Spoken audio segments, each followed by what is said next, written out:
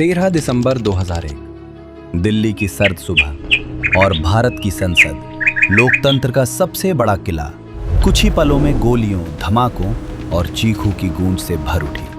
5 आतंकी नकली पहचान के सहारे उस परिसर तक पहुंच गए जहां देश की सबसे बड़ी आवाजें बैठती हैं। उनका इरादा सिर्फ हत्या नहीं था, उनका इरादा था भारत के दिल पर वार करना।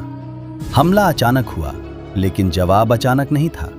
सुरक्षा बलों ने कुछ ही मिनटों में उन आतंकियों को ढेर कर दिया, मगर उस दिन की धूल बैठते बैठते देश के भीतर एक और आग जल चुकी थी।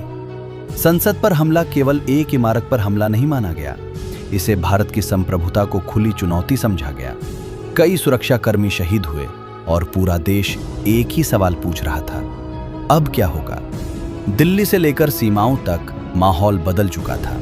हर कमरे में फाइलें खुल रही थीं, हर एजेंसी अलर्ट पर थी, हर फोन कॉल मायने रखती थी। जांच एजेंसियां सुराग जोड़ रही थीं। गाड़ी पर लगे नकली स्टिकर, हमलावरों के रास्ते, उनके संपर्क, उनके पीछे खड़े चेहरे।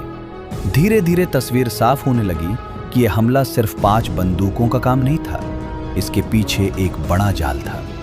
और फिर शुरू हुआ जवाब, खुला भी और छिपा हुआ भी। दुनिया ने जो देखा वो था भारत और पाकिस्तान के बीच 2001 से 2002 का विशाल सैन्य तनाव। संसद हमले के बाद भारत ने सीमाओं पर अपनी भारी सैन्य तैनाती की। इसे ऑपरेशन पराक्रम के नाम से जाना गया। लाखों सैनिक सीमा की ओर बढ़े, टैंक, तोपें, लड़ाकू तैयारियां, जैसे पूरा उपमहाद्वीप सांस रोककर खड़ा हो। युद्ध हुआ नहीं, लेकिन युद्ध की आहट महीनों तक हवा में तैरती रही।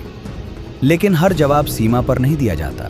कुछ जवाब नक्शों पर नहीं, परछाइयों में लिखे जाते हैं। ऑपरेशन धुरंधर नाम आज रहस्य, कल्पना और गुप्त रणनीति की कहानियों में सुनाई देता है। एक ऐसे मिशन की तरह जो संसद हमले के बाद आतंकी नेटवर्क की नसों तक पहुंचने की सोच से जोड़ा जाता है।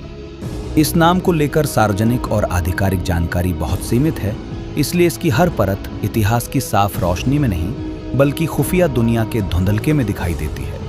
लेकिन इतना तय है कि संसद हमले के बाद भारत की सुरक्षा सोच बदल गई थी। अब लड़ाई सिर्फ सीमा पर दुश्मन रोकने की नहीं रही, अब लड़ाई थी उसके इरादों, उसके रास्तों और उसकी जड़ों तक पहुंचने की। किसी भी राष्ट्र के इतिहास में कुछ दिन ऐसे आते हैं जब गोली की आवाज सिर्फ दीवारों से नहीं टकराती, वो आने वाले वर्षों की नीति, रणनीति और सोच को बदल देती है। 13 दिसंबर 2001 ऐसा ही दिन था।